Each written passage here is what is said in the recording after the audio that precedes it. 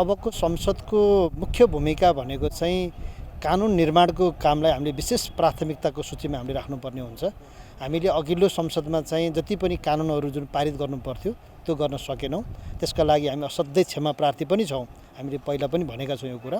र यसपालि चाहिँ हामीले चाहिँ सरकारले कतिपय कानुनहरू समितिमा छलफलको रूपमा छन्। ती कानुनहरू पनि यथाशीघ्र हामीले चाहिँ संसदबाट पारित गर्नुपर्छ र सरकारका अति आवश्यक पर्ने कानुनहरू जो निर्माण गर्नुपर्ने छन्। अझ विशेष गरी भन्नुपर्दा संविधानको मौलिक हक कार्यान्वयनसँग सम्बन्धित कतिपय ऐन कानुनहरू अहिले पनि बनेका छैनन्।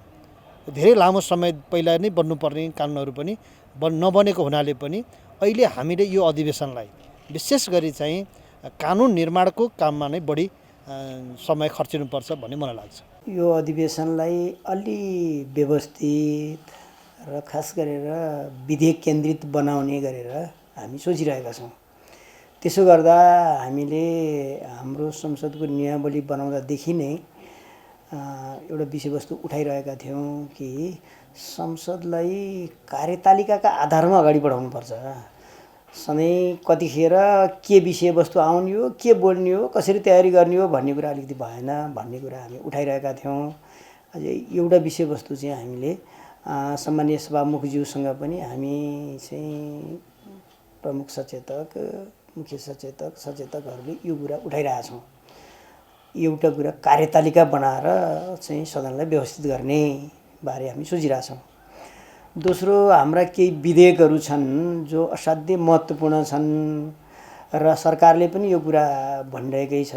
त्यो मध्ये जस्तै चाहिँ टिआरसी सम्बन्धी विधेयक छ, त्यसपछि विद्यालय शिक्षासँग सम्बन्धित विधेयक छ, संहिता कार्यान्वयनको लागि आवश्यक पर्ने चाहिँ निजामती कर्मचारी सम्बन्धी विधेयक छ, त्यसपछि संहिता कार्यान्वयनको लागि एकदम अहिले असिलो भइरहेको विषयवस्तु चाहिँ प्रहरी ऐनसँग सम्बन्धित विधेयक छ। यस्ता विधेयकहरूका बारे चाहिँ अलि गतिका साथ हामी अगाडि बढाउनुपर्छ भन्ने बारेमा पनि सोचिरहेछौँ। अब यो अधिवेशन विधेयक अधिवेशन हो। विधेयक अधिवेशन भएको कारणले हाम्रो चाहिँ यतिन्जेलसम्म चाहिँ यो 79 सालको निर्वाचनभन्दा पछाडिपट्टि विधेयक त एकदम थोरै पारित भएका छन्। यहाँले पहिलेदेखि नै बाँकी रहेका जति पनि विधेयकहरू छन् राष्ट्रिय सभाबाट चाहिँ सहित प्रतिवेदन सहित आएका पनि विधेयकहरू छन्। ती विभिन्न समितिहरूमा बसिरहेका छन्। त्यसकारणले ती विधेयकहरूलाई लिएर गएर पारित गर्दै कमसेकम एउटा विधेयक अधिवेशनकै रूपमा यसलाई लैजाने गरेर पनि हामी तयारी गरेका छौँ भने अर्को सँगसँगै हामी जनताको प्रतिनिधि भएको हिसाबले नेपाल सरकारले यतिन्जेलसम्म गरेका चाहे त्यो सुशासनको विषयवस्तुमा होस्, चाहे त्यो बजेटलाई अलिकति चाहिँ आर्थिक समृद्धितिर केन्द्रित गर्ने गरेर बजेटमा जनताको आवाज चाहिँ अभिव्यक्त हुने गरेर चाहिँ जसरी लैजान खोजिएको थियो, सामान्य प्रधानमन्त्रीज्यूले अघिल्लो बजेटको बेलामा नै एउटा विषयवस्तु के राख्नु भएको छ भने आगामी आर्थिक वर्षको बजेटदेखि संसदमा जनप्रतिनिधिले आवाज उठाउने, बजेटका बारे, नीति कार्यक्रमका बारे कुरा बोल्ने, तर ती कुराहरू चाहिँ बजेटमा समावेश नहुने, बजेट चाहिँ जे प्रस्तुत गरे त्यो हुबहु पास गर्ने, यस्ता खालका जो कुराकानी आएका थिए त्यसलाई पनि करेक्सन गर्ने गरेर अहिले सरकारले एउटा अध्यादेश पनि जारी गरिसकेको छ।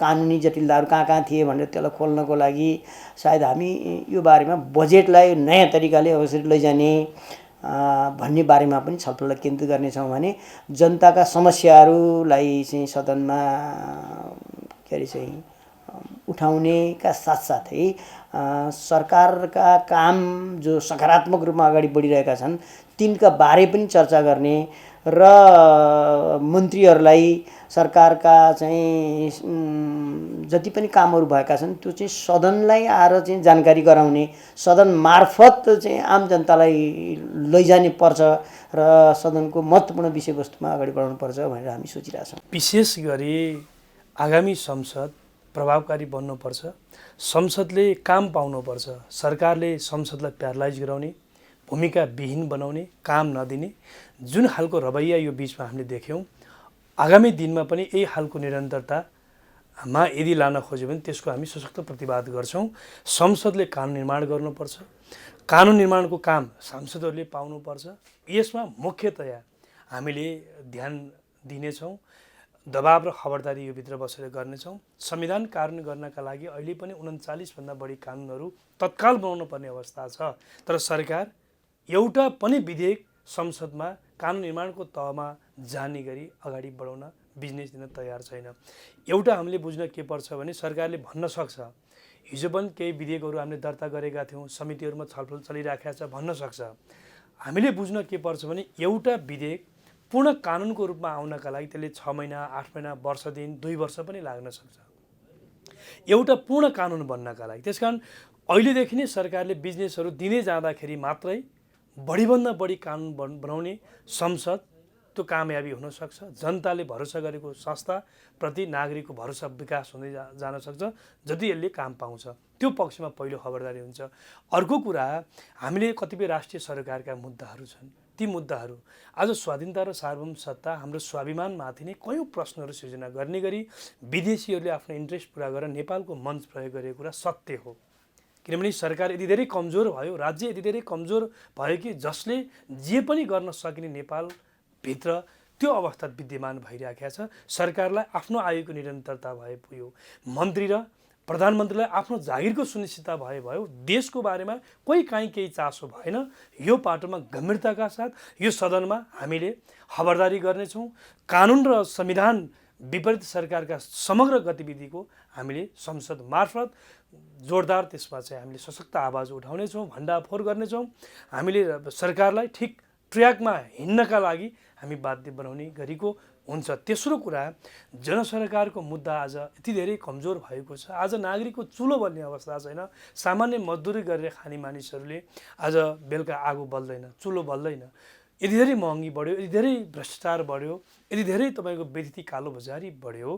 यसका बारेमा पनि यो सरकारको यो जनसरकारका सन्दर्भमा पनि गाईपालक किसानहरूको दुध बिक्री भएको छैन, बिक्री गरेको दुधको मूल्य पाएको छैन, बिमाको अवस्था त्यस्तै, कृषि बिमाको, पशु बिमाको अवस्था त्यस्तै छ। यी तमाम पाटोहरूबाट पनि हामीले काम गर्नेछौँ। बेरोजगारीहरू बढेको छ, लगानी मैत्री वातावरण बनेको छैन।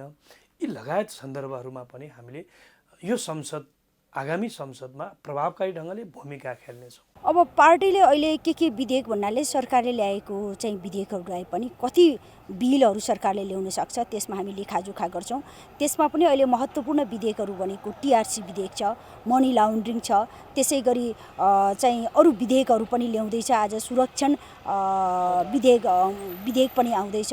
तीमध्ये पनि अहिले देखिएको चाहिँ टीआरसी विधेयक र मनी लाउन्ड्रिङ विधेयकलाई चाहिँ विशेष चाहिँ केन्द्रबिन्दुमा राखेको पनि छ र अब आउने विधेयकहरू कुन कुन महत्त्वपूर्ण हो त्यसमा विशेष छलफल पछि गर्नेछौँ। एउटा त हामीले चाहिँ संसदलाई धेरैभन्दा धेरै ऐनहरू कानुनहरू निर्माण गर्नेतर्फ चाहिँ संसदलाई केन्द्रित गर्नुपर्नेछ। त्यसका लागि चाहिँ हाम्रो तर्फबाट सम्पूर्ण रूपले त्यसमा ध्यान केन्द्रित गर्छौँ। मुलुकलाई चाहिने असल नीतिहरू, असल कानुनहरू निर्माण गर्ने काम हाम्रो प्रमुख दायित्व हो। त्यो दायित्वलाई हामीले गम्भीरताका साथ लिएर त्यो काममा हामी केन्द्रित हुन्छौँ। एउटा सवाल यो हो। र अर्को कुरा के छ भनेदेखि चाहिँ मुलुकमा अहिले भ्रष्टाचार व्याप्त छ, जनतामा व्यापक निराशा बढेको छ। आम युवा पुस्ताले चाहिँ नेपालमा आफ्नो भविष्य देख्न छोडिसकेको अवस्था छ। यो सबै केले गर्दा भयो भन्दा सरकारको आक्रमणीयताको कारणले भएको हो। सरकारको असफलताको कारणले, सरकार जनताप्रति जवाफदेही नभएको कारणले, जनताप्रति उत्तरदायी नभएको कारणले यी समस्याहरू आएका हुन्। त्यस कारणले यो विषय पनि अब सदनभित्र एकदम सघन ढङ्गले हामी उठाउँछौँ र सुशासनको मुद्दा अब हाम्रो पहिलो मुद्दा हुन्छ। सशक्त र निरन्तर रूपमा हामीले सुशासनको मुद्दा उठाउँछौँ। समृद्धिको मुद्दालाई पनि हामीले त्यही सँगसँगै उठाउँछौँ। आज तमाम विकास निर्माणका कामहरू एक प्रकारले भने समयमा चाहिँ भुक्तानी नदिएको कारणले कामहरू अल्पत्र छन्। सडकका कामहरू अल्पत्र छन्, गाउँका खानेपानीका कामहरू अल्पत्र भएका छन्, स्कुलका बन्न लागेका भवनहरू अल्पत्र अवस्थामा छन्, आधारभूत अस्पतालका भवनहरू अल्पत्र अवस्थामा छन्। यो तपाईँको चाहिने यो बहुवर्षीय जुन आयोजना ठेक्कामा गएका आयोजनाहरू छन् ती कामहरू त्यतिकै अल्पत्र छन्। राष्ट्रिय गौरवका आयोजनामा अत्यन्तै न्यून प्रतिशत मात्रै आर्थिक प्रगति देखिन्छ। त्यसमा यी सबै कुराहरूलाई हामीले अब संसदभित्र किन यस्तो अवस्था आयो त? यसमा सरकारले किन ध्यान दिइराखेका छैन, किन देशको यो विकास सुशासन र समृद्धिको सवाल सरकारको प्राथमिकतामा पर्न सकेन, के हो भन्ने विषयमा हामीले चाहिँ सदनमा यी मुद्दाहरू पनि उठाउँछौँ। अर्को कुरा, देशको राष्ट्रिय स्वाधीनता इतिहासमा सबभन्दा अहिले कमजोर स्थितिमा छ होइन। देखिहाल्नुभयो तपाईँको हाम्रो छिमेकी मित्र राष्ट्र भारतको विदेश मन्त्री आउँदै रहँदाखेरि हामीले नेपाल सरकारले गरेका समझदारीहरू हेर्ने हो भनेदेखि दीर्घकालीन रूपमा देशलाई एउटा चाहिँ वास्तवमा भन्नुहुन्छ भने हाम्रो राष्ट्रिय सार्वभौम सत्ता, हाम्रो राष्ट्रिय स्वाधीनता, हाम्रो राष्ट्रियता अत्यन्तै कमजोर हुने स्थितिमा पुग्ने गरी समझदारीहरू भएका छन्। 20 करोड रुपियाँ स्थानीय तहहरूमा निर्बाध ढङ्गले खर्च गर्न पाउने, सरकारको चाहिँ बजेटरी प्रणालीबाट खर्च गर्नु नपर्ने, आफू खुसी खर्च गर्न पाउने गरी चाहिँ जुन प्रकारको समझदारी गर्यो सरकारले, यसले के भयो भनेदेखि नेपालमा अब विकासका योजना माग्नका लागि किन सिंहदरबार आउने, किन प्रदेश सरकार जाने, किन स्तरीय सरकार जाने, अरू ठाउँमा गए भइहाल्यो नि। भोलि बिहान आज भारतले त्यो कुरा गरेको छ, भोलि चाहिँ अमेरिकाले गर्ला, चिनले गर्ला, रसियाले गर्ला, अरू राष्ट्रले गर्दै जालान्। यही प्रकारले दिँदै जाने हो भने देश रहन्छ, हाम्रो सार्वभौम सत्ता रहन्छ। यस्ता गम्भीर र महत्त्वपूर्ण सवालहरू छन्, यी विषय पनि हामी उठाउँछौँ। त्यसकारणले अहिले सरकारले जुन देशको राष्ट्रिय स्वाधीनता र हाम्रो सार्वभौम सत्ता, हाम्रो विकास सुशासन र समृद्धिका मुद्दा, यी सारा मुद्दाहरूमा सरकारको जुन खालको अवस्थामा सरकार उभिएको छ, जस्तो सरकारको आक्रमण्यता छ, यो विषय अबको सदनको पहिलो विषय बन्छ, प्रमुख एजेन्डाका साथ हामी प्रस्तुत हुन्छौँ।